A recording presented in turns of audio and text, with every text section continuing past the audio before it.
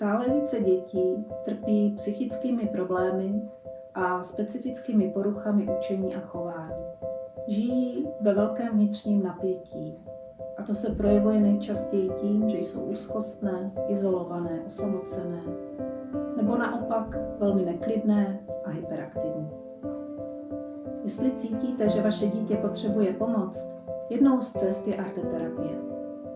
Během malování nebo modelování se děti mohou uvolnit a kreativním způsobem vyjádřit své emoce, zažít si své slabé i silné stránky.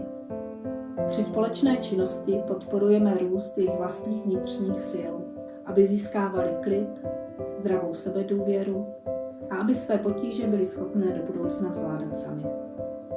Pokud byste chtěli, můžeme se pokusit spolu hravě a tvořivě zdolávat potíže.